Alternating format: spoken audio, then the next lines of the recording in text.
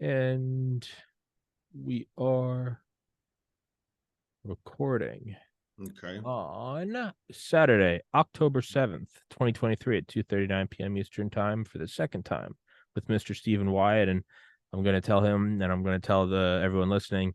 I don't know if this is interesting, so I'll make it short. Everyone that has an Apple, I don't know what happened. There's an update on my computer last week, and it, for lack of a better term, it fucked everything up. I can't open like multiple pages. I can't delete files. I have to like nuke my whole desktop and start again. And seeing as how I do podcasts for a living, the gigabytes stack up quickly. And it happened the worst during Thursday at the episode with Dr. Malone and Mickey Willis. People were texting me afterwards saying your microphone's completely quiet. And it could be doing that right now. People might be listening saying I can barely hear you. I don't know why it's doing it. I'm trying to figure it out. I was trying to write an email today to Mr. Wyatt leading up to the show, like, hey, can we push it? And it was just, I would type something and then it would just type 50 times and it would backspace. It was like, honestly, it felt like somebody was hacking my computer, but I think it's just a new update. That's not important. It's not interesting. So I'm not going to go on to that any longer, but for hopefully that answers everything. Mr. Wyatt's been on here before. You can go into the description and his email is there and you can contact him. And I believe there are a bunch of other links as well. And Anna is not with us. She was with us last time. She is the lawyer, but in short, your wife has your two kids in, I believe, Kazakhstan or Estonia, and there is a lot, Kazakhstan. Kazakhstan, and there is a lot of what seems to be corruption and this and legal, I don't know, conflicts of interest. Your two young boys want to come home to you, and you are kind of being completely boxed out of any, I don't know, form of what could even resemble justice, or at the very least just something that, a moral outcome that we should be doing just as humans. You're trying to get your boys back. They want to come back. Living conditions were better with you. Schooling was better with you. And yeah, it's just kind of bullshit. Boz put me in touch with you.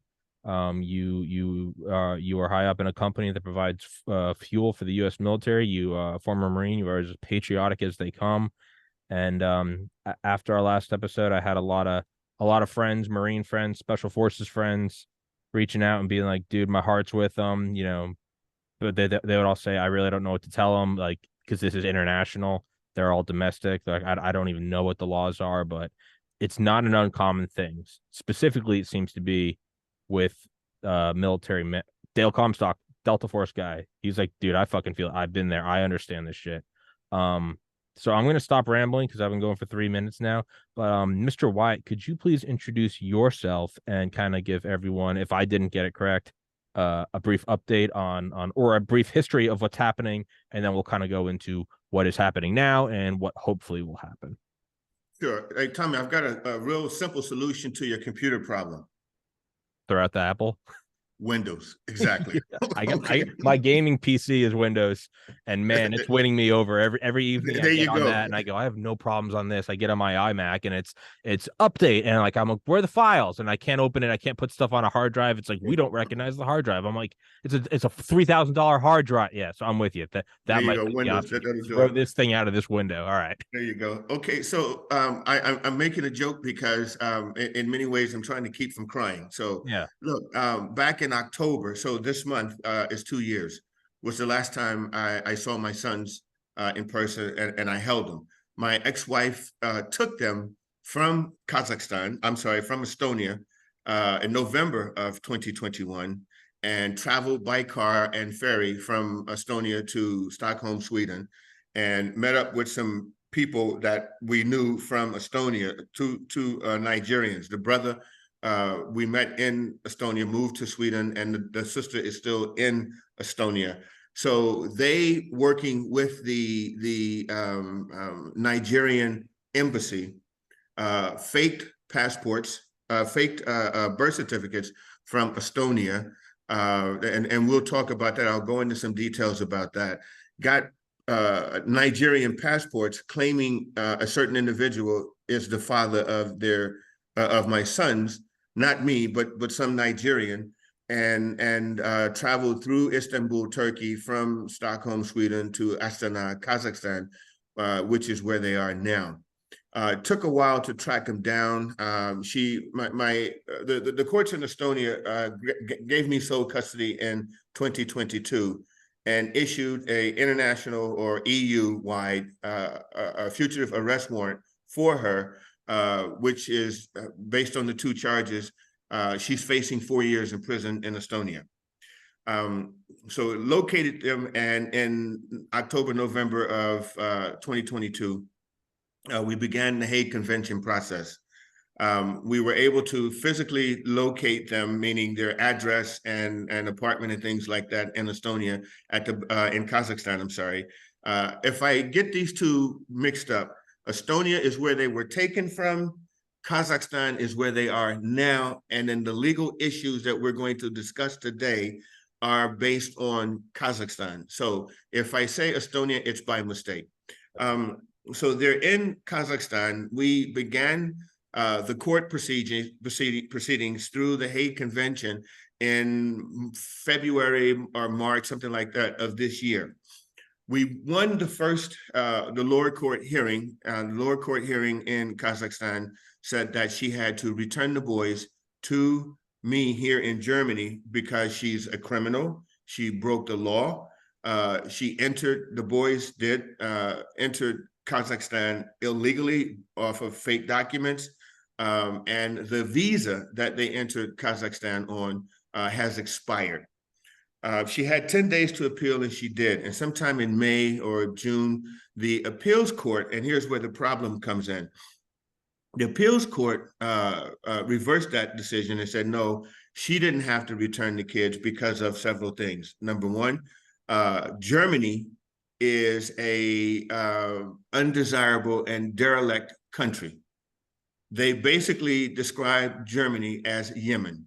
It is a very dangerous, very criminal kind of place. It's not a place to raise children. It is beneath Kazakhstan. Germany. That's bull. It's total bullshit. We went through this investigation through USA Today, and we were looking at how countries are ranked in the world. Sorry, America. Germany is ranked above the United States. It's like number 2 in the world, something like that. And I think the US is number 4 or 5. Healthcare. I took 4 semesters of German language and culture in college, and it was winning me over. It was like, this place is pretty fucking great. It's pretty dope. It's pretty dope. You know. The healthcare system, the education system, the food here. There are 1,200 chemicals that are in the U.S. food supply that are forbidden here. The water that you receive in your toilet to flush your toilet is the same quality that you have in your kitchen to drink. Same system. Don't you have no a different. ton of vacation? Yeah, there's like 2 weeks in America. Y'all get like 9. 6 weeks. 6 weeks. All right. Still 6 weeks. Triple. Okay. 300%. Yeah, but according to them, Germany is lower than Kazakhstan, and in that same USA Today report, Kazakhstan is ranked 86. Well, Germany is also, so take all of that what we just set aside, it also has the largest U.S. air base outside of the United States. It has Ramstein Air. It's not unsafe even internationally. It is armed to the teeth with American bases. I think Germany, Ramstein, Kaiserslautern, I think it's the largest U.S. base outside the United States, if I'm not mistaken. So not even just largest base. Okay. Yeah, so there's well over 100,000 Americans, active duty and family in Ramstein. Okay, so I don't get this. Germany is a U.S. base. It is enormous. Yeah. Well, here's the thing: 60% of the folks in Berlin speak English, and when folks from outside the U.S. normally need health care, critical care, like the guy who they took off the plane who was a poison, with the radioactive materials and things, and he survived. They did it here in Germany. The guy that was in the UK, he died, but the guy that they brought to Germany, he lived. Navalny, I think is his name, or something like that. So they made Germany like, this undesirable place, and they are so criminal and low life and low quality. We don't want to jeopardize the kids. That was one thing. Germany is also the place for everything from the Middle East to Eastern Europe, and I think even North Africa. If you are severely wounded, if you're a U.S. serviceman or woman, if you're severely wounded, You go to Ramstein. you'll be exfilled to. That is where the Navy SEALs, Delta Force, everyone. If it's extremely bad, that is the hub. That is the America outside of America. It is number one for that entire. Really, I mean, Europe and Asia. When my uncle was in Vietnam and he was injured, he had a grenade to blow up in the Jeep, and it took off half his brain, and they had to put steel metal in his head, metal plates, and reconstruct his arm and all of that. He spent time here at Ramstein. So it's not below Kazakhstan is the point we're making. It's bullshit. We know this. So that was one issue. The other one was they said that the boys, and this is the part that hurts. During the hearing, there was a young lady who was some mental health professional. I want to say psychologist or psychiatrist, but come to find out, she is an employee of the court, but represents herself as a psychologist or psychiatrist. She said that she interviewed the boys and that the boys mentioned, when I asked them, would they like to come home, that what they meant was they want to come home to Estonia with me and my ex-wife. Well, when Anna went back through and listened to the transcripts, the verbal transcripts, and looked at the video that I had recorded of the boys, I went through and described all the things that were going on here in Germany. Their toys are here, their beds here, all the different things, their bicycles. I explained to them about the playgrounds, the schools, and all of this stuff. And then I asked the question, would you like to come home? You want to come home? Because this was the first time I'd spoken to them since October of 2021. I had no idea what they were going to say. And I was really afraid that they would say, no, Pop, we want to stay with Mom. That would have been the end of it for me. But no, they said they want to come home. So when this lady lied and said they wanted to go to Estonia, that's what they meant, we questioned her. And when we showed her the next video where that's not what they meant, then she was kind of backed up in a corner. But here is the key to this lady. I asked her, because I was looking at the video, when I was in the Marine Corps, I was at Quantico, MCB Quantico, MacDec, and I was in law enforcement, 5831 is MOS. So I went to the FBI Academy for certain training, and the FBI Academy came to the brig and trained us. And one of the things that they trained us on, because FBI Academy is right there at Quantico. So you go outside of MCB2, that back road to the FBI Academy. Stockholm Syndrome. Yeah. So I asked her, did she know what it was? And in her opinion, was the boys suffering from Stockholm Syndrome? She couldn't answer the question. Tommy, this is a healthcare professional, supposedly, that is representing the Republic of Kazakhstan in an official court proceeding, and she'd never heard of Stockholm Syndrome. So when we questioned her and backed her up in a corner, the judges stopped the hearing that day. And when they came back with another lady. Now, this lady, she came up with some pretty crazy stuff about what the boys meant. And me and the attorney then, Askar, we questioned her again. The judges stopped the proceeding, made my ex come back another day with the boys, and then they questioned the boys after they looked at the video. Some of the videos I understand they did look at where the boys saying they want to come home and Pop, when are you coming to get me, and these kinds of things. And they then, the judges told me to turn off my video, which is similar to what we're doing now. This is what I'm being told my ex-wife to leave out the room, and it was her attorney and my attorney, and they questioned the boys. And the boys kept saying that they wanted to come home to me. The judges, realizing that they were not really making the inroads that they wanted to, interrogated the boys and tricked the boys by asking the question, if you going to Germany with your father to live with your father means that you'll never see your mom again, Would you go? Well, that's a loaded. 9-year-old and a 6-year-old boy. What do you Yeah. think they're going to say? What? Yeah, I'd have trouble with that question. My parents are married still. I'd have that Well, question I'd have a problem with that at 33. this is the question that they made a decision on, not all of the other ones where it was clear that the boys wanted to come home to me. So, Bullshit. yes, so this is how they made that decision. Now, what we did with, so we believe that we know for a fact that the psychologists or the mental health people were corrupt or bent or biased. Were I think the whole hearing, that whole appeal was on a script. It was corrupt. I believe that they were paid money or that my ex-wife family has some sort of influence in the criminal justice system to make them rule this way. It was clear that they were breaking multiple laws. So back to the Germany thing.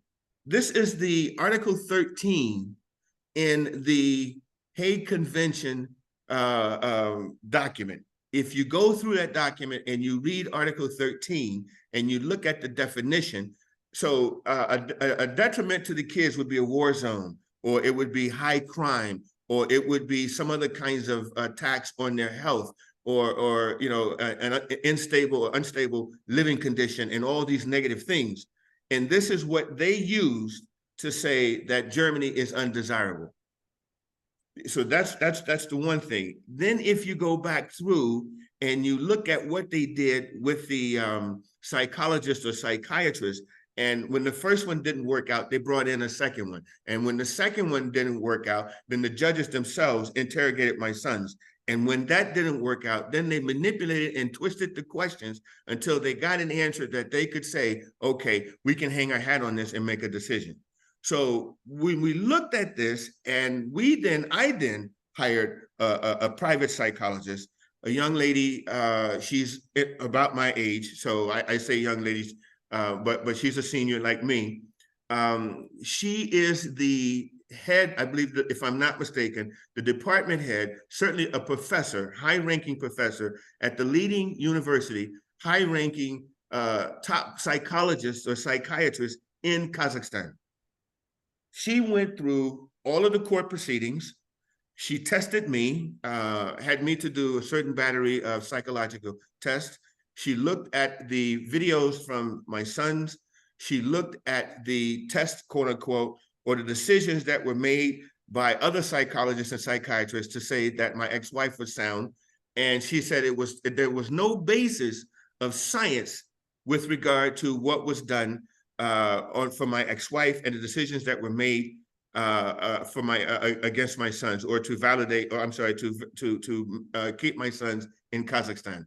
One of the decisions was after they had arrived in 3 months, they had been there for only 3 months, and one psychologist said that the boys were fully acclimated to Kazakhstan in 3 months. Now, when I've lived in multiple countries, and for example, this is my second time living in Berlin. It took me over a year, the second time, to get adjusted and acclimated back to Berlin. It took us a couple, 2 or 3 years as a family to adjust to Estonia when we moved from Malta. When we moved from Berlin the first time to Malta, in 2 years, we never adjusted. So how is it that two little boys at the time, 4 or 5 and 6 or 7, can adjust to a country whose language they don't speak, whose culture they have no idea, whose food they never had, whose relatives they cannot even communicate with because all of the relatives speak Russian and they don't speak English? You know, all of these things. And how can these boys acclimate themselves in 3 months when we look at the videos that were presented to the court this year, and the boys had to be talked to through an interpreter? They have no friends. When they come home from school, they stay in the house most evenings by themselves until their mom comes home from school. My oldest son was sick. He stayed at home in the apartment by himself for a week. my son was like, Pop, we don't have meat, but maybe 2 days a week. We have fruit and vegetables, maybe 2 days a week. I'm saying, well, what else do you eat? Well, mommy only serves us pancakes, and sometimes we have cheese. And he says, Pop, we really want bacon. We want bacon so bad. And we started talking about the foods that they're used to eating, because I still, believe it or not, in Berlin, shop at Walmart and have it shipped Fuck and yeah. have it shipped to Berlin. So you know, and the psychologist was like, "This is crazy. This is total bullshit." So this is what's been going on with the psychologists and the psychiatrists and the court system. There are several other things we'll get into. Let's see. Oh, what they said was also is, yeah, we know Aigul is a criminal. We know she broke the law, but they can't go back to Germany because Germany is a bad place. It's below Kazakhstan. Right. And the kids say they don't want to go back because They'll the never mother see their won't be mom there. again. Well, then or yeah, go back and never see your mom again, which is a bullshit loaded question. Total bullshit. So when we first started, you mentioned that you've gotten responses back from a lot of fellow Marines Mm-hmm. and other military people. Guys, and Tommy, if you will, please again highlight the email address Yeah. for the Kazakh prosecutor. And all of you guys out here listening, thoughts and prayers, I appreciate that. I love you for that. But I need, now this is a call to action. Take that email address and write 2 sentences. The world is watching, and Kazakhstan's court system is corrupt. Return Steve Wyatt's sons to him in Germany. That's all I need you guys to say. Few hundred of you guys do that, a couple thousand of you guys do that, and bombard their email system. They'll get the message. So I've got the email and I'm making a timestamp of what you just said. I'll clip that and I'll have my I get a lot of guys on that I've had on here, Marines, Special Forces, I mean all the way up to tier 1 guys.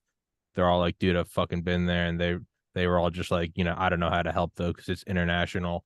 But this now is something. So it's right when you go into the description, I just get right to it. It's just the list of all the emails. Right. The Kazakhstan prosecutor is number 5. I'll bring that up. I'll just make it number 1. I just have a list of Nigerian immigration, Nigerian embassy, Sweden national, Estonian national police, and then at the very bottom, Kazakh prosecutor. I'll put that at the top.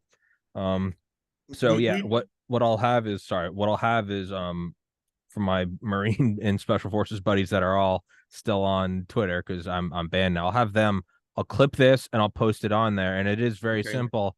Guys, if you just take 2 seconds and what you basically just copy and paste what you said, return them. This is bullshit. Nothing threatening, nothing whatever. Right. Keep a clean mouth, but Right. just say, hey, I served, and I don't know all the military lingo. Say how you served, what your, whatever it was. Again, I don't know any of it. Say what you did and just send it. And I'll try to have my buddies tweet that and post that. I'll make a clip. I'll post it on the Rumble channel.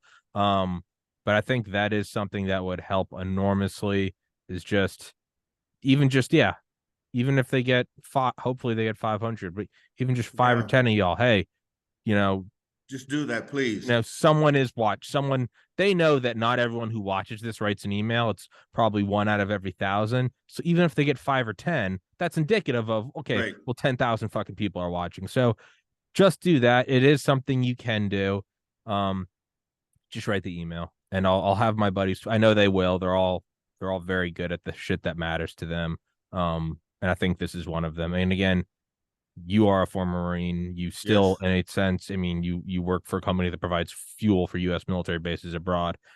I think they recognize this kinship. So I'll make a note of that. I made a note of the time you said it, so I can go back after this and clip it. And I moved it to the very top of what the email is. So I'll shut up. But look, there you go.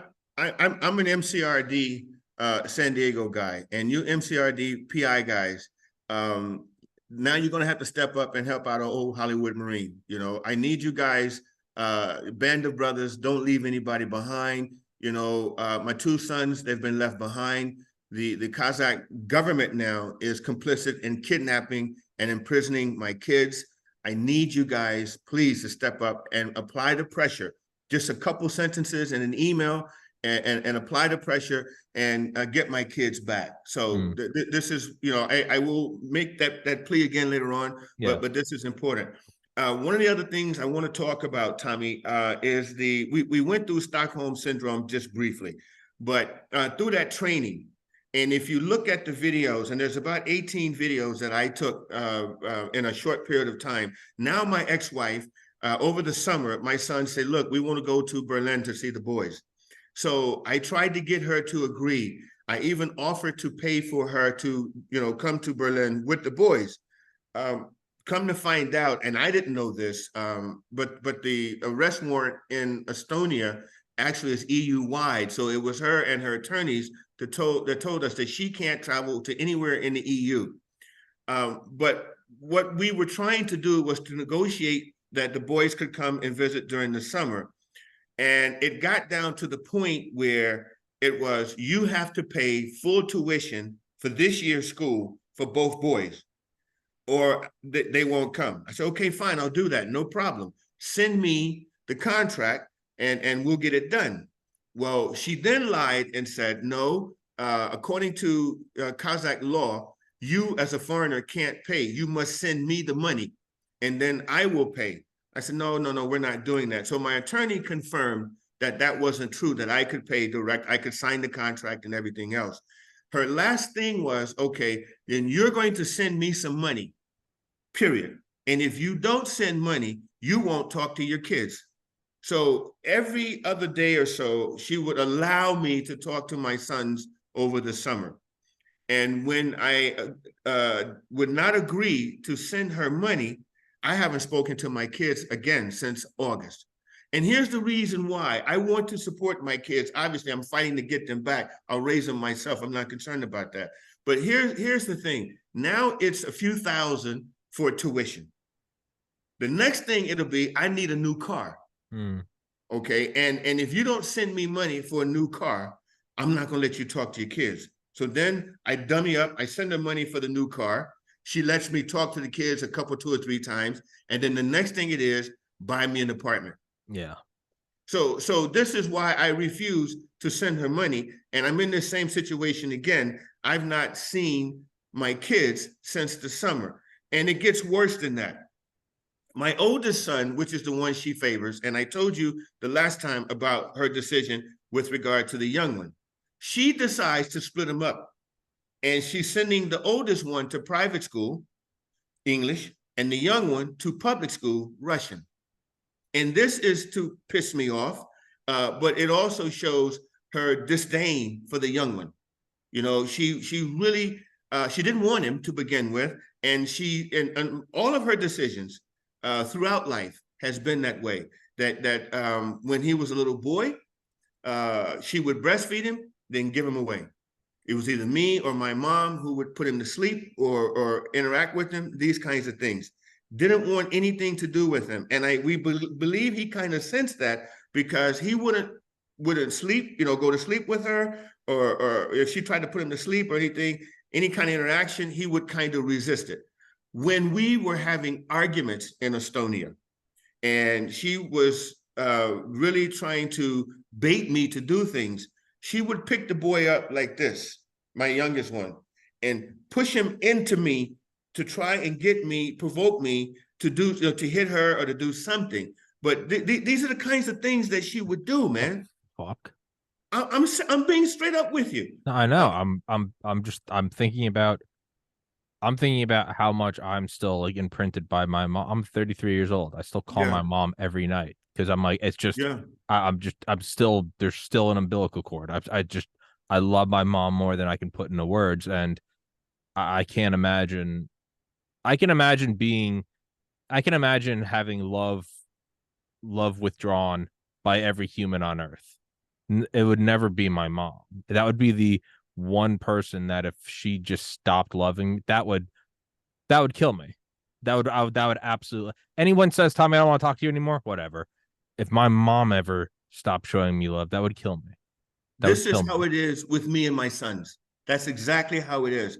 when we were, the first recording, the first conversation I had with them was with a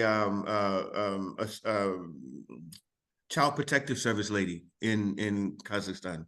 And she or the psychologist, I forget, but she wanted me to talk with them and to see what kind of interaction we had, and just wanted to kind of fill things out.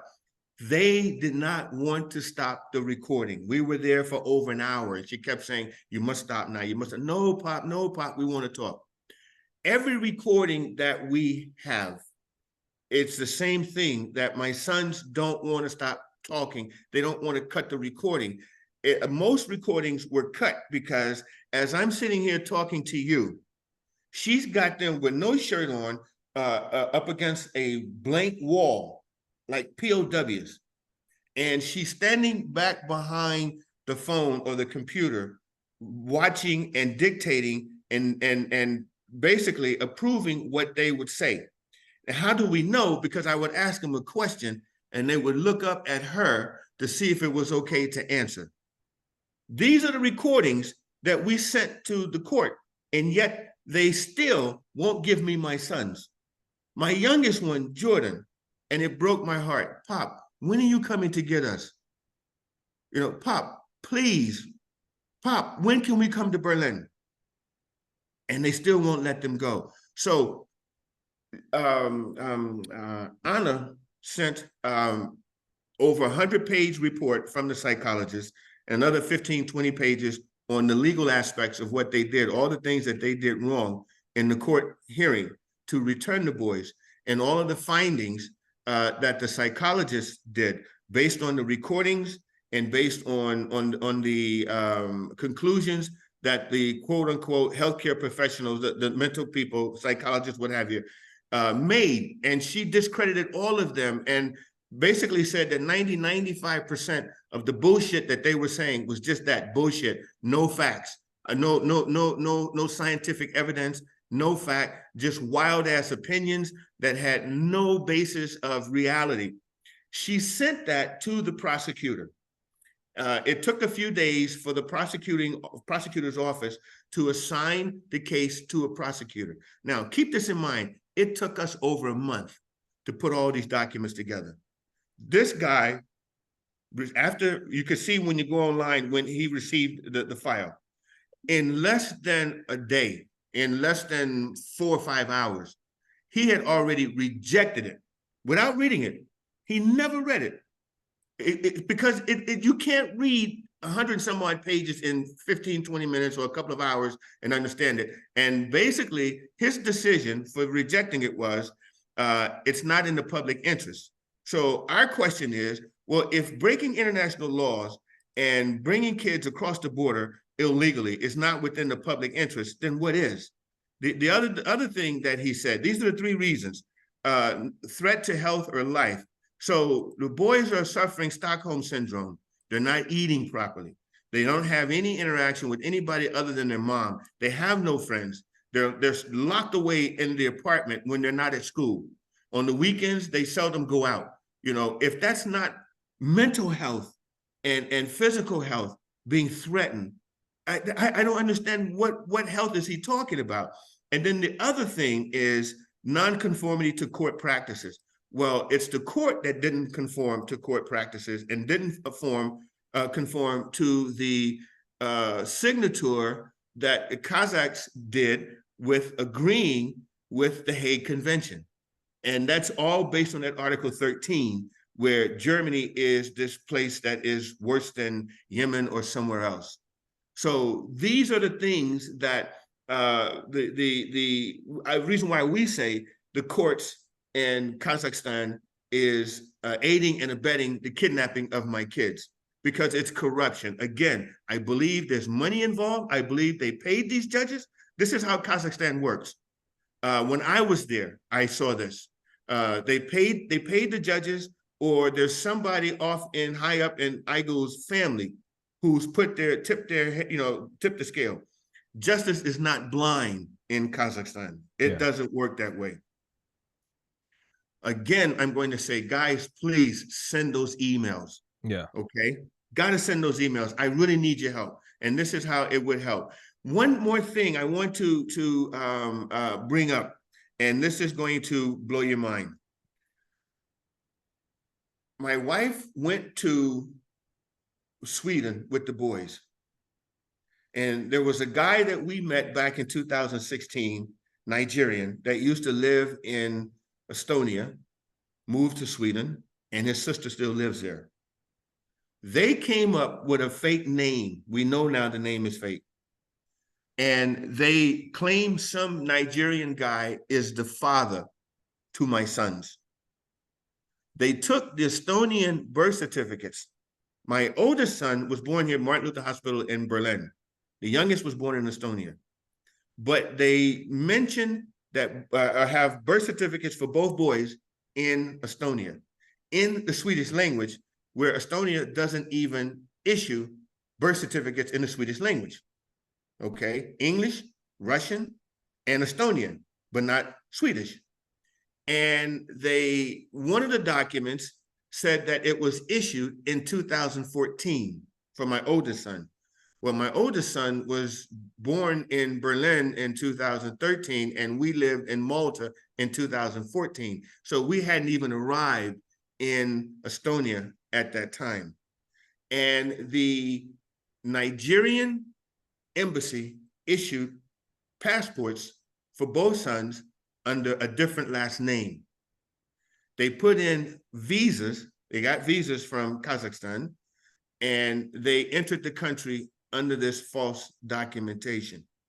I have personally called Abuja 10, 15, 20 times, and the story is always the same. The person that I want to talk to is never in the office, and that they will call me back. You can't talk to the director of the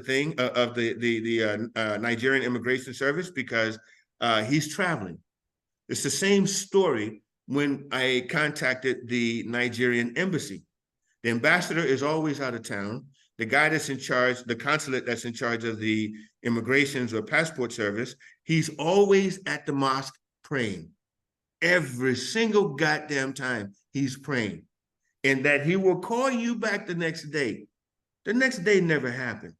So I took this information and we had a hearing, separate hearing, with the prosecutor from the Kazakh border guards or border patrol. And I laid out all of the information that we got from the Estonian government. They indicated that these passports were fake. The birth certificates were fake, and they listed all of the ways in which it was fake. We got some information, copies of the passports and things from the Nigerian embassy. And we presented all of this information to the judges and to the prosecutor for the border police. Laid it out beautifully, showed how all the different laws that were broken. They took about 7 or 8 minutes to make a decision. And their decision was, well, we find that the only victim in this case is the Kazakhstan government. So we're not going to grant your motion. And the motion was rejected. Now, I've got sons in Kazakhstan on illegal documents. That's against the Kazakh law. I've got sons in Kazakhstan that the visa has expired. Well, now they're illegal immigrants in Kazakhstan.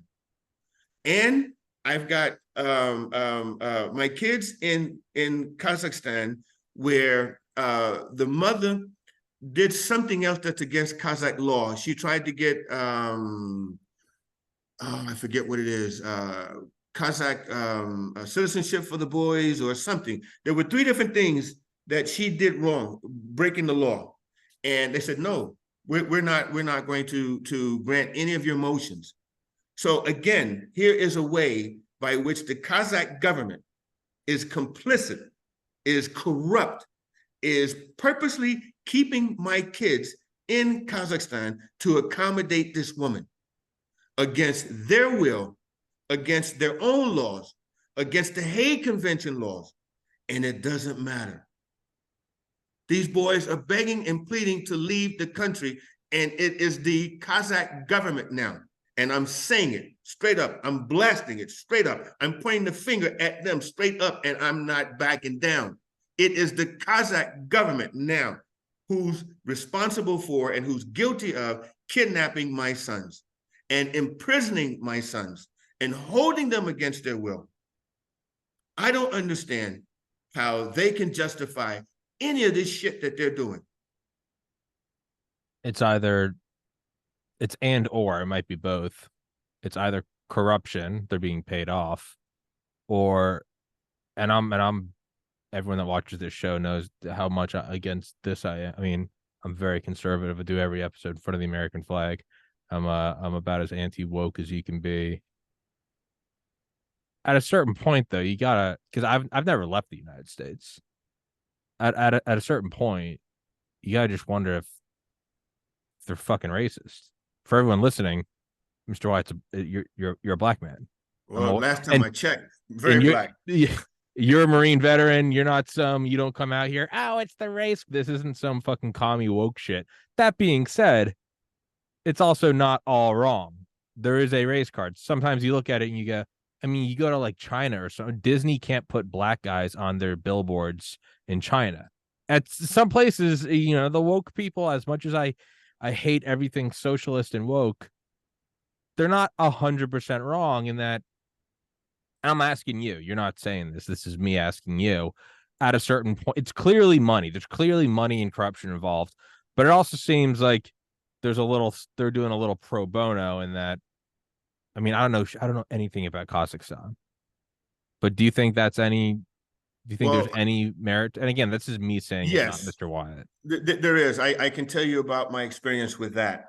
My ex went to them, and during both hearings, she kept bringing up that he's this big, bad, black, scary guy, and that I'm afraid of him. Okay, well, okay, so yes.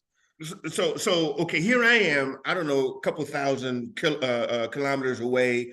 We're on a video. She's in a courtroom. I'm here in my flat here in Berlin, and she's playing this. I'm scared of this guy because he's black, you know, and he's going to beat me up and all this kind of stuff. Well, she started that back in Estonia, playing this. He's a big bad black scary guy and all this kind of shit. And initially, the police went along with it, and eventually, over time, she called wolf too many times, and they saw it, and they said, no, that's not him, it's you. So when the Estonian government court system went through and did their investigation, and all of these charges that she had in there about me being violent and all the other things, the judge wrote in there, and he made a point to say that it was appalling because these charges were unsubstantiated. In other words, a legal term for saying that they're lies. So in the first hearing in Kazakhstan, her attorneys, and we were talking about, my ex lied and said, I wanted to take my boys back to the United States and she'll never see them again. And I kept saying, no, that's not true. That's not true. When we were there the last time in the US, when I took him to LA for Jordan's birthday, we were on Skype every day. You know, when we went to the Santa Monica Pier, you know, we were Skyping at the pier. We were doing the Hollywood Walk of Fame. We were doing all of that. We went to Pink's Hot Dogs. We did all, you know, all of this. She was there. So when we were at LAX getting on the plane, she was there. In London, when we changed over, she was there. So how can you say now that I would not allow you access to the boys? In the middle of the hearing, I listened to everybody, and then the judge said, you can talk now. The moment I opened my mouth, her attorneys start laughing. And then when I finished, they said, well, we don't know where you want to go to the United States, or maybe you can go back to Africa. Straight up, this is in the court records. So from Florida? I'm sorry? Aren't you from Florida? Or you I'm from Louisiana. Okay. Pretty close. It's like telling me to go back to Ireland. Like, I've never been to Ireland. I'm from New Hampshire, you fucking asshole. Well, wait a minute now. Hold up. So then my attorney and I, we looked at each other on the video because he was in Kazakhstan, and we looked at each other like, whoa. So then I said something Jesus. else, and I finished, and they started laughing again, and they said the same thing again. Well, maybe you going back to Africa. We don't know where your home is, where you want to live. You could be African, this kind of thing. And my attorney jumped in the second time and said, what's the laughing all about? And the judges, then they said, look, admonish them, you need to stop laughing. I said, okay, well, what about the racist comments about me going back to Africa? Nothing. Crickets. Silent. Yeah. Yeah. So that Tommy, so there's no question about there's it. there's no question. There isn't. And when the psychologist did her report and this whole month and different things, and she was going through and trying to understand the dynamics of living in Kazakhstan for Black folks, none of it's positive. The Africans who live there, they have no opportunity at all for advancement. I mean, it's worse than in the United States with illegal immigrants. All you can do is pick cucumbers and vegetables, and in the UK, where you're a service worker because of Brexit, and you'll never get a good job even riding the bus or any other kind of shit. I mean, driving the bus or anything else. It's worse than that. And they were talking about trying to find create a family in Kazakhstan for a Black person. Ain't gonna happen. So if you are a Black person in Kazakhstan, let me try to make this very succinct. You're fucked. Yeah. Straight up. Yeah. There's no, I can't sugarcoat that. And this is what her report showed. Straight up, man. And the people who are there, the Black, the Africans who are there, and because of school or whatever the case may be, and then when they get out of school and they try to assimilate into the culture, it's not happening. So how can you say my sons have adjusted into the culture when you've got adults who have been living there, they're trapped, can't necessarily leave because they can't make enough money to leave, and they can't have any other kind of life. They can't get married. They can't. It's a modern day caste system. There's a ceiling that they're not going to break out of. There's a basement that they're not going to get out of. So that's what that is. So yeah, of course it's racism, man. It's the biggest thing is the corruption, bro. Yeah. And my thing is, why would a court system do this to two little boys? This is the part I don't understand. The racism is definitely it's definitely an accelerant, or it's definitely a lubricant. It's aiding it, but it comes down to logically, rationally, why are they doing this? Yes, it comes down to money. It comes to, and I mean, even in the United States, right? It was like 2015. I don't know, like the FBI raided this one courthouse or something because they had noticed a disproportionate number of youth, I guess below 18, were being sent to this private prison. Whereas like maybe a normal prison throughout the United States, I remember that. Let's say the percentage is 5% of cases, whatever. This one place had like 45%, and they finally. Yes. This is in 2015. This isn't in like 1960 Mississippi. This is in 2015 in like upstate New York, and it was on Dateline or 2020, some shit like that. Yeah. This judge was getting money from the private prison for him to approve of these kids going to jail because they were doing labor there. What you in prison? What you make 25 cents an hour? Yeah. This is in 2015 America. Yes. So like. Yes. So yeah, like it doesn't necessarily surprise me. So if I would imagine though that there was probably a number of people looking at this as it led, I don't know how many years it was, let's say 5. They were probably having this conversation where they're going, this doesn't make sense. Well, if it doesn't make sense, there's something you don't see. Something's wrong. It's the iceberg. You see the iceberg. There's a lot more underwater. So you start looking at it and you go, how come all these kids are just guilty? Is New York State a bad place? No, it's not Compton. So what's going on? Well, eventually it comes out this guy's making money. Like the CEO of this private prison company he was jailed. This shit's fucked. The judge was jailed. Everyone the sheriff was jailed. All the kids were like let out, and it was. So if that's in 2015 America, like, man, this can happen in 2023 Kazakhstan. Of course. So Look, there's money being changed. Is the point I'm getting there's no to. doubt. There's no doubt. You know, if it's not money, it stinks of money. And if it isn't money involved, why would you, saying that you're trying to now align yourself to the West, or that you're trying to follow the rule of law, or you're trying to separate and change your ways from the Soviet Union? Why would you do this? You know, what have these little boys done to you? See, this is the thing that bothers me. My sons haven't broken any laws. Their mother has.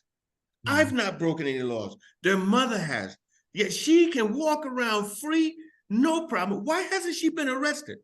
She is facing 3 criminal charges and she's not been arrested. They keep telling us since February, March that they're still investigating. You have all of the goddamn documents. You know she broke the law because the kids are still here. I mean, still there. What is it that you're investigating? What I think, she paid them off, plus they are procrastinating until the statute of limitation runs out, and then they'll say, well, we can't arrest her now. Okay, fine. You don't want to arrest her? Fine. I don't give a shit. Let my kids go. See, I've done nothing wrong, but I'm serving her sentence by not being with my kids. My kids have done nothing wrong, but they're serving her sentence. And she's walking around free, lying to the court that she can't speak English, but's got an Instagram page up that is advertising that she's an English tutor now. And if you want to learn English to get a certification while you're in Kazakhstan, she can make it happen for you. She can help you pass the test. So, I mean, just everything about this woman is a lie. When she was in Estonia, all she did was lie. And we caught her. Look, I'm going to tell you a story. When we were in Estonia, she was downstairs in the laundry room, supposedly doing some laundry. And my son, Jordan, was there with her. What she was actually doing was what she did most of the time in the marriage, on the phone, on Facebook or Instagram or WhatsApp. Jordan finds a bottle of Drano. Everybody in the US knows what Drano is. And it had little white crystals along the side. He couldn't open the top because it's childproof. So what does he do at 3 years old? He licked the bottle. Yes, Jordan, licked the bottle, man. She comes upstairs, freaked out. Jordan is screaming and shouting and his mouth is burning. And she's, oh my God, my God. Didn't know what to do. Good old Marine Corps came through, man. I had EMT training, right? First thing I did was rinse out my boy's mouth, flushed out his mouth. You know, I didn't have any syrup or Ipecac, but thank God he didn't swallow any. Yeah. So I rinsed his mouth out till it stopped burning, and he still had a little bad taste in his mouth. So I gave him just a little bit of honey, you know, and my boy was okay. She called 112, the equivalent of 911 in Europe. 112 across Europe. So you guys are ever traveling, you get your ass in trouble, 112 bail you out. And she's screaming and shouting and explaining to them about, you know, all the kind of stuff like that. And they said, they asked her the same questions that I did. Did he swallow any? And she said, no. They said, well, just flush his mouth with water. And if his symptoms don't go away in a few moments, then call us back. But by the time she called them from freaking out, them answering the phone and telling her what to do, I had already had my boy under control and we were good to go. Another incident, I'm out, business meeting, I have high cholesterol. So I take one little 40 milligram tablet a day. She is at the table like I am. Jordan walks past her, the little corner right here, finds my medication, opens it, playing with the tablets on the floor in front of her. Put the tablets back in and close the thing up. When I go to look for them to find out where they are, I couldn't find them. So I'm like, wait a minute, this is not right. I said, I go, do you know where they are? No. Asked Alexander, you know where they are? He said, yeah, Jordan was playing with your medicine last night. So I asked him where they were and he showed me. I'm like, where'd you get this from? So he told me he had climbed up on the thing behind his mother, climbed up on the sink, and then on the sink, he reached up to over the light thing, took them down, was playing with them. I said, where was Igor? He said, was sitting right there. I said, did you know that he, no idea. No idea. I can tell you another situation, Because man, where she I almost I burned. vividly remember living in Arkansas. Me and my little brother, we had to been 7 and 5. I remember standing on the table, probably like in diapers, and we had opened up we had climbed up, we had opened up the cabinets, and luckily we had only taken out the vitamins, the chewy multivitamins, and I Yeah, had eaten like two. And I remember my mom came in. I can still remember how loud she was yelling. We've never, yeah, but that was multivitamins. And as soon as yeah, my mom walked in, it was what the fuck is going yeah. on? Hell, it was on. I Yeah, still remember that. And it's yeah, like, I can't imagine just anyone. You don't have to be a doctor. You don't let yeah. a fucking kid play with any 3-year-old pills, kid playing with medicine, not 40 multi. milligrams. Yeah, yeah, that's The last thing I want to tell you, yeah, well, I went past one of the bedrooms one day, and the window was open, but the curtains were kind of pulled, not completely together, but just a little space in between. She had left a lit candle in the bedroom where there's carpet on the floor and the curtains doing like this. yeah. Now, she almost burned the house down. Thank God I caught all of this before it happened. But like the medicine, like the thing burning his mouth, and like the tablets, her response when she's completely wrong and she really doesn't have a defense, and I'm nailing her ass, and she can't lie. Her defense is it's no big deal. So why do I bring these up? It's because Gross every night negligence. I'm afraid, man, that she's going to do something that one of these boys will get killed or get sick or hurt or injured or something. And I'm so concerned. It freaks me Not gonna happen. Has probably happened because you're not out. seeing every moment of every day. Who knows how many equivalent Drano pill candle moments there's been, and she's not going to tell you. Who I knows how wake many up, of these there've been? yeah, I wake up in the middle of the night sometimes, man, and just spring up in the middle of the bed because something just passed through one of my dreams where one of my kids were injured or killed or something crazy like that. And I'm so afraid that she's going to do something that is going to be irreversible with regard to the damage to these boys. Yeah, So I'm going to ask you guys once again, please, I greatly appreciate your prayers. I've gotten some emails from some of the folks who saw the first one. I thank you so much for that. But guys, I need you to, call to action. I need you guys, got to do two something. line email, 2-line email. Let those boys come home. This is corruption and the world is watching. Yeah, Please, guys, please. My Marine buddies, okay, the sailors, the airmen, the soldiers, all you fellow, okay, even Coast Guard. I was in Air Force ROTC, Civil Air Patrol. All of you guys, man, okay? I graduated from George Mason University. If any of the guys from George Mason watching, please send an email. 2 lines. yeah, Please, guys, my kids' lives could be dependent on this. yeah, yeah. No, absolutely. Help them out, man. Don't. And a lot of the guys have, and I rarely ever ask that because I've become, I never serve. I've just become friends with hundreds of these guys. I interview them and stuff. The last thing I've ever had, the last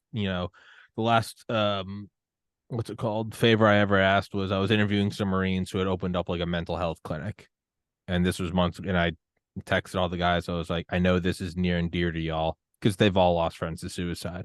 And so a lot of them helped post that around. I think really the only other favor I could ask them would be something equivalent of this, like because Yeah. they all, it's just a much higher percentage. They've all fought this shit. They all have horror stories of ex-wives. I think they would. So I'll send it to them. I'll clip it and make it a separate video link. Okay. That will make it easier for them to share. And in it's the prosecutor's email. Just write to it and just, Yeah. again, be formal. Don't lose your temper. Don't you fucking that. Don't do any of that. But No, just no. professional. Just you know, state your mind, and I'll put Just that tell in them there. Yeah, the world is watching. We're yeah, watching you. We see yeah, what you're doing, and you guys are corrupt. yeah, yeah. Yeah, and just and not only that, hey, link the video. Let them know it's here. Let them know it's here, and let them know that we're going to continue to do these. And also, and right under that is Mr. Wyatt's email. If you want to just just give them a little, we're thinking you were here, whatever. But you guys, please, even if you're not military, please just take 2 seconds and send an email to that. I'll do it. I'll be the change I want to see. Go do it. It's like what I always say doing this show. I'll tell people, I'll be like, the show's not free. I need your people comment like best of luck, and I'll be like, hey guys, I appreciate the sweet comments. This show runs on US dollars. I need you to throw a couple bucks. And it's awkward and I don't like asking it. Same thing here. The prayers are great. The emails are appreciated. Take 2 seconds and just write the email. Just write the email. And I'll clip that video and put it up. Guys, just quote him verbatim what he said. You don't even have to think. Just write it. Just say, hey, the world is watching. You guys are corrupt. Send these boys home. That's it, man. That's it. Yeah, and something. Look, here's the thing, though, Tommy. I've been since 2021 been fighting this fight pretty much on my own. I've had to conduct a lot of research on my own, a lot of investigations on my own. I'm thankful that I was in law enforcement in the Marine Corps. I graduated from Federal Law Enforcement Training Center, Glencoe, Georgia.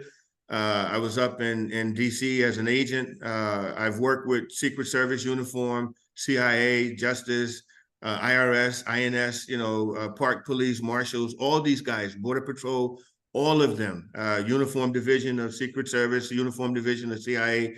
And, it's interesting that when you're a young kid and you're out and, you're being Billy Badass and you pick up all these skills, it's kind of fun. And then as you get older and you pick up some education and some experience and you go off into the corporate world, you kind of put that in the back burner and you don't think about it. But it's true that when they say once a Marine, always a Marine, because when these kinds of situations happen, that training kicks in. It's like muscle memory. And going through and investigating and figuring out what's going on. There are things I would like to tell you guys about the Nigerian embassy and that situation and the complicity that they are, with regard to the passports and things like that. But I cannot, because we're still investigating. But what I need you guys to do right now is to know that I'm doing everything I can on my end.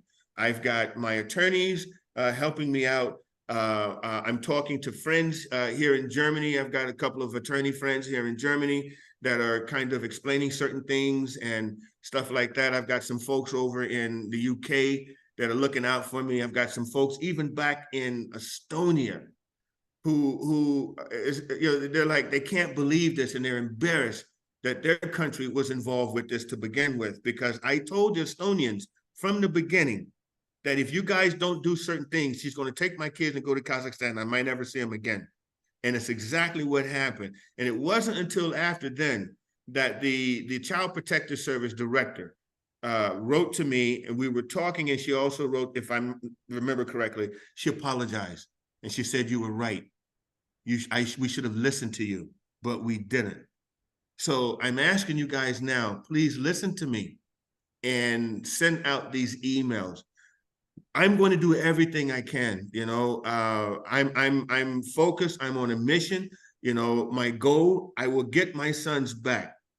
I don't know necessarily how, but I'm going to get them back. I'm not going to stop until I have them back, or they put dirt in my face.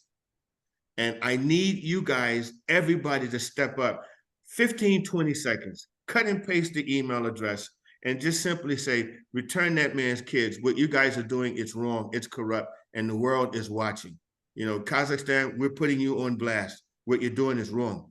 The thing that, Tommy, I want to ask the audience, and in particular the women, what does it say to a mother of two little boys from age 3, when Jordan was the youngest, until age 9 now, where Alexander is currently? What does it say about a mother when the two little boys tell everybody? I've got 18 recordings, WhatsApp video recordings. I've got notes from 2 psychologists in Estonia, from a emergency room doctor in Estonia, 4 or 5 reports from the Child Protective Service in Estonia, Child Protective Service in Kazakhstan. What does it say about a mother when all of these professionals ask my sons, who do you want to live with, your mom or your dad? And without a single exception, 100% every single time they say my dad. And when they went further to ask, why do you want to live with your dad? Because see, in the East, women can't understand that. They think that only the mother can raise a kid. This is this whole Soviet mentality. Estonia was that way. Kazakhstan obviously is that way still. They said, my oldest one, Alexander, and I can show you the doctor's report. It's in Estonian. You can translate it. He said, because my dad is the better parent. When the psychologist, child psychologist, asked him, and they asked him to draw a picture of your dad's house and a picture of your mother's house and explain it. They drew my house in Estonia in color. They put the garage, they put the garden, they put the trees, everything else. My ex-wife's apartment building, they just drew in black and white, a rectangle with just lines, and said, my dad's house is this, and blah, blah, blah, blah, blah, blah, blah, blah, blah. It was all positive. And my mom's house is this, it was all negative. And they asked, why is that? And they said, because my pop is the better parent. He gives us good food. He does this and this and this, homework with them. We lay out the clothes at night before they go to school the next morning. We play games. I love you. No, I love you more. No, I love you more. No, Jordan, I love him this much. No, Pop, I love you this much. No, but Jordan loves, no, Pop, Jordan don't love you more than this kind of thing. Yeah. Her, no. None of that. None of that. School, me. School, I was the one who helped them out. I was the one who fed them, who gave them vitamins in the morning, gave them bacon and eggs and toast and with butter jelly, gave them fruit. They come home, they'd have a meal with meat and pasta maybe, vegetables, their snacks with fruit, this kind of thing. It was me. It was me who did all of these things. And they know now. And other people, the professionals, they know. Even the folks in Kazakhstan, they know. But because I'm a man, my skin color, and they got to protect the daughter of Kazakhstan over everything else, not doing the right thing, not following the rule of law, not admonishing her or punishing her for the things that she's done wrong, but just the opposite. We're going to support you, even though you're a criminal, you're a fugitive, international fugitive, and you're on the run. We're going to protect your criminal behavior, and we're going to imprison your sons. So what does that tell the world? If you're Kazakh and if you're a criminal, just make it home, baby, because we'll look after you. We'll protect you. I'm heartbroken, man. I just want my kids back. Yeah, I mean, I don't. As someone who's this is a difficult episode for me to offer advice on, because not only did I not serve, and I'm also not a lawyer, so I'm going in blind. I think if enough people email, it does seem like the case is gonna eventually go your. It feels like it's gonna go your way. It's just you got to keep going. The only thing I could possibly think of would be to pay for a doctor of your choosing to go see them and go do a full psychological review, but then also get a full body metabolic review. Be like, a 6 and 9-year-old should be this, and just go get a full makeup, go get blood samples, go get bone density. It's just sometimes people with a ton of money will do this a lot. They'll do it every year. Be like, go get what levels you're on cholesterol medicine, but super rich people will go in and they'll be like, you need this much more vitamin D mixed with you can get a full. The only thing I could think of would be to go get a full metabolic blood review and then compare that to what a 6 and 9-year-old are or what they should be. And there will always be deviations, but I wonder if there is a massive deviation. I wonder if there's something going on, and then you could use that as be like this is biological proof of abuse or negligence. I don't know if that's a feasible thing. I don't know if that's something that happens. It won't happen. No, It, okay. it won't happen because the ex will not allow it to happen. When Gotcha. the courts initially ordered her to let me speak to the kids, a good month and a half went by, and she would not. We were begging and pleading, my attorneys, and it wasn't until the court ordered her to bring the boys into the court that I was able to see them and that a psychologist could talk to them. She told Child Protective Service to fuck off in Estonia and in Kazakhstan. The police told her to disclose where she was living in Estonia before she left. She told them to fuck off. She wasn't going to do it, and she didn't. And in Estonia, Kazakhstan, we've had the judge twice now order her to bring the kids into the courtroom so I could talk to them on the video. Otherwise, no. She will not allow access to anybody else. The court had to force her to disclose her address. And the courts and the police told her that if she moved, she would be arrested. Because her thing was in Estonia, when she would get the boys back, her thing was always to move around from apartment to apartment to apartment to apartment and wouldn't tell people where she was. And it wasn't until the courts in Estonia told her to give up the address and don't move. The same that had to happen in Kazakhstan. And she still wouldn't let the professionals see the kids. I was gonna say, I mean, that alone could be used as proof of negligence or abuse that Yes. you own. But then I'm thinking like, yeah, but that's something you would bring up in a fair court system, We did this. and it's like, and now I'm thinking like, yeah, how stupid am I to like would bring this up in the Kazakhstan court system? It's clearly corrupt. Look, we know for a fact the kids are experiencing Stockholm syndrome, and that they're experiencing symptoms from parental alienation. We know this. The psychologists who I hired, or psychiatrists, I'm sorry, who I hired, diagnosed this.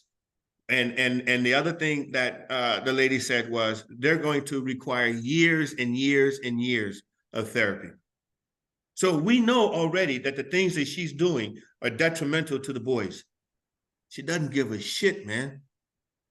Her whole thing, Tommy, I know that you have to go. I want to say one more. No, man. Yeah, It's go okay. for it. Hey, go for Okay. it. Yeah. Okay. One more thing that she said Yeah, was take your time, dude.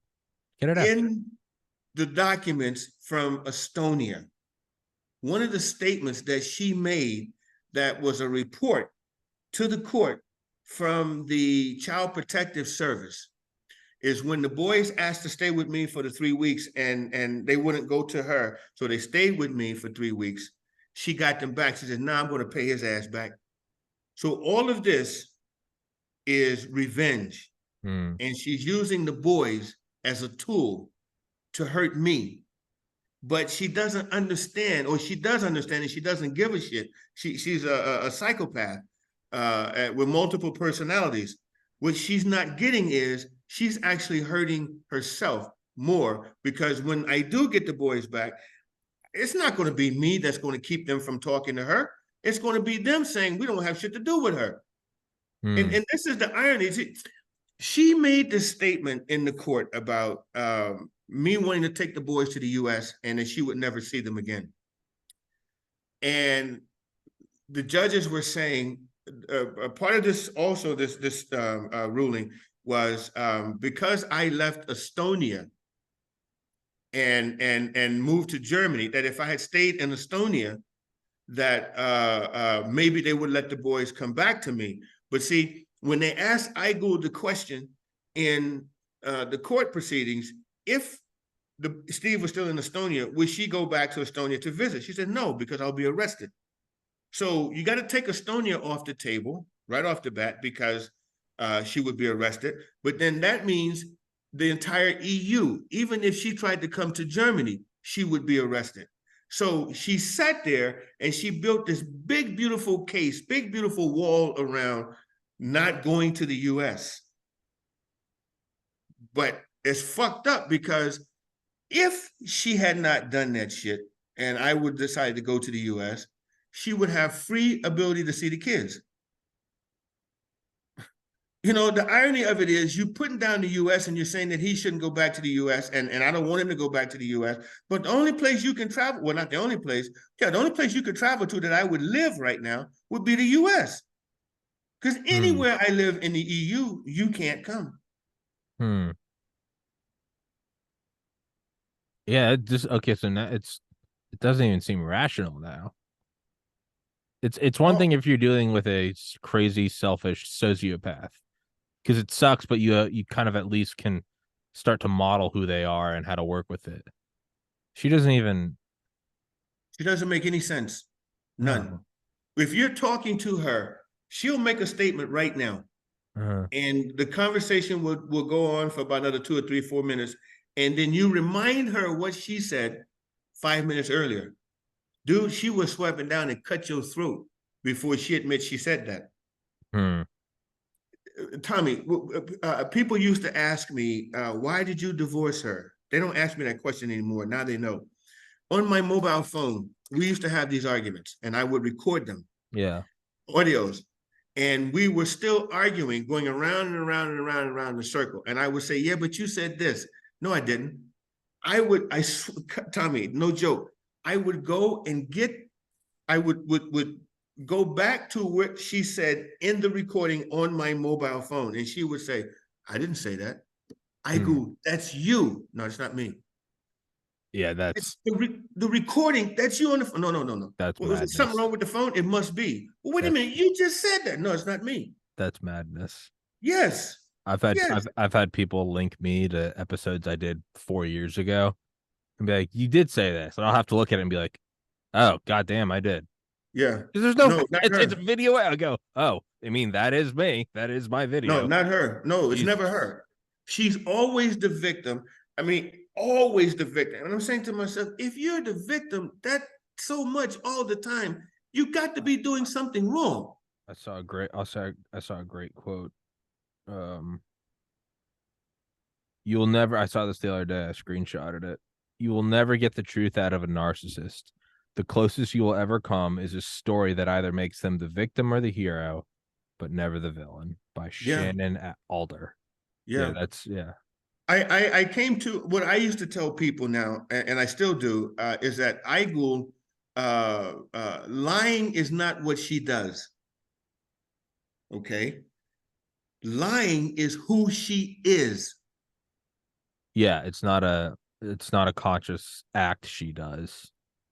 She just can't control herself, man. She did this when the truth would benefit her. She will lie and lie and lie and lie and stick with that lie and go on to another lie when it's very simple. Yes, I did it, or yes, I said it, or yes, that's mine, or something like that. No. She has to continue on. So the things that I want to talk about, because I know the other folks need you, bro. I mean, what you do good stuff for good people, and I appreciate that. And I want you to continue to do that. And I know other people need your help as well. The points I wanted to make really were dealing with the corruption within Kazakhstan, the court system and the decisions that they made, which were against international law and against Kazakh law. The prosecutor who we sent the new documents to, and he didn't even look at them. He didn't read them. He just, the same as the Supreme Court, by the way. So that's twice now, 2 layers, the Supreme Court, and then the next one above there, we tried to appeal, and they both did the same thing. They both made rulings based on the bullshit ruling from the appeals court. They both, the Supreme Court and then this prosecutor level above that, they both agreed with the faulty ruling that the appeals court made about the thing about Germany and everything else. The thing about the Nigerians, there's a reason why the Nigerians have a global reputation of being fraudsters. Dude, and they are good at it, man. They are good. They've got that whole damn fraud thing down to a science. And when you see them operate, it's frustrating in hell and it pisses you off. But in a certain way, it's beautiful at the level of their commitment. You got to respect your enemy. No shit. I mean, it is unbelievable. You're like, damn. You got to respect game, even if it's pure evil. You got to respect game. I mean, and these boys, they invented the game, man. So yeah, they also, it's not what they are, it's who they are. I mean, it's not what they do, it's who they are. Yeah. You know, it's just it's second nature. It's like the scorpion and the frog, man. Yeah. Yeah. Why? Yeah. Why'd you come across? Well, you knew I was a scorpion. Yeah. Why you sting me, man? Hey, it's my nature, dude. That's who I am. That's it. So if you understand that, the lion, I goes the scorpion. Fraud and shit like that. The Nigerians are the scorpion, and corruption, the Kazakh government, scorpions. So the whole legal system's fucked there. So you can't win in that. It's, I mean, I think the next step is to at least start shining light on it. I mean, right? That's because that is how they operate. Is, you know, when they're that good at it, they know what they're doing. It's not like it's not like they're kind of dipping their toes in fraud. When they're that good at it, they know what they're doing is wrong and illegal, and they stay in the shadows. They don't want to have light shined on them. Now, I don't think my podcast is have 18,000 subscribers here, 4,000 more on Spotify. So we're looking at like 22K. That it ain't Rogan, but you know, it ain't nothing. So I don't know how effective it's going to be, but I think it's at least a step in the right direction. And it's something, it's not nothing. So I say we do it and try to shine light on it. And who knows, maybe someone watching this is a you know a child, you know, protection lawyer, or they deal with this shit. Maybe they can offer advice. Maybe they can point to something. Maybe because there are a lot of people watch this, and I get emails from people you'd never like. Hey, dude, I work on nuclear reactors. I'd be like, what the fuck, like, you know, and they'll be like, I can answer your questions or something. So the show is at least big enough to where somebody watching knows what to do, or somebody's watching and, you know, their dad is this, and they can be like, oh, show my dad this. If you're watching and you have any advice that we haven't touched on, please comment it. Hit Mr. Wyatt's email is in the description. It's the second email. Mine's very obvious. Tommy's podcast, TOMMYS PODCAST @gmail.com, or drop a comment in the Rumble link. If we just let's get the ball rolling. Someone knows something. Your podcast is working. One of the reporters in Kazakhstan has written 2 articles on the corruption and the shit that's going on in Kazakhstan with regard to this case.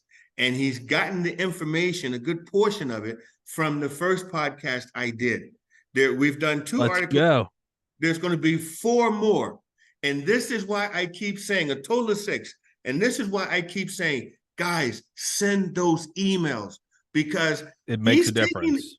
He's taking the information from here, from here. Then he did the research with the court documents and everything else. And now he is putting that out there in the Kazakh news system, both print and also online.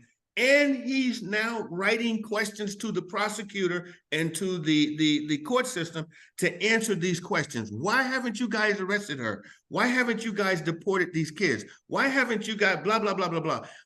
It's really important that the audience engage the prosecutor, because now you've got internally a reporter on their ass. And if they start getting these responses from abroad, my representation believes that will be the turning point. That once they have so much pressure, and then the next step will be going to the president of Kazakhstan if this doesn't work quickly. But with so much pressure, they don't have a choice but to capitulate and give us what we want. But right now, and I keep asking, guys, please, just 2 sentences. That's all. You know, hit them up where their mailbox has got 300, 400, 500, 1,000, 2,000 people in there. Tell your friends, tell your grandma. You know, I love Army guys. My uncles were in the Army. I had one guy that uncle in the Air Force, one guy that uncle that was in the Navy. My family has served all the way from the Civil War, and I'm still serving out of uniform. Tommy mentioned I work for a company that provides fuel for DLA for the Pentagon. I own the company. Okay. And, I wasn't sure. That's why I said you work for it. yeah, yeah. I own the company. I've been running it for 11 years. So for 11 years, outside of uniform, I've been providing fuel to the U.S. military in Europe and in Africa, and the State Department, the embassies as well. Okay. So yeah, please, guys, help me out, please. It's nice to write Tommy, write the prosecutor, tell these people to do the right thing and send my boys home. And I guarantee you, my boys and we will be grateful to you for the rest of our lives. Oh, we're gonna fucking win. Yeah. No, when I said email me, I mean if anyone knows what to do, or and like we can do a podcast about it, that's what I mean. Like send me an email if you have like actionable intelligence. But it is important. So I didn't know about the reporter, but Yes. I've had this happen before where sometimes it feels like I'm just doing this podcast and I'm screaming into the void. And that's you start to feel helpless. You go, what's the point? Why am I even doing this? It's like voting in communist Russia. Like, it doesn't matter. So there's a feeling of helplessness. People who are doing wrong like that. That's why it's called learned helplessness. It's you do it on purpose. But once you know that you can move the needle, when some people will send me an article, be like, hey, dude, your podcast was mentioned here. And I'll be like, whoa, what the? And it's some article and it's got 100,000, views.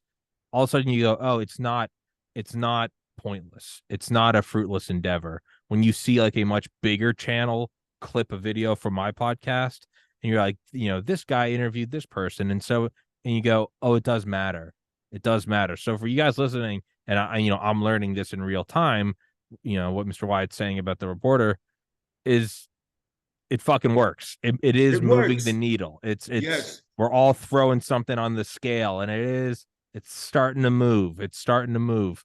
So do something. Yeah. I can quick send you 2-sentence email. Yeah. I can send you the link to the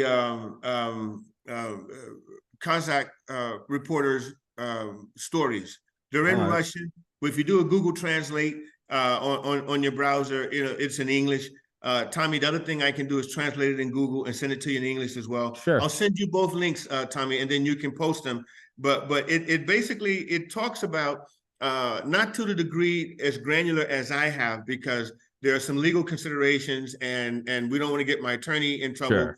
But what it does, the meat and the potatoes of it is it's putting the Kazakh justice system on notice to say, and reference is made to the international podcast.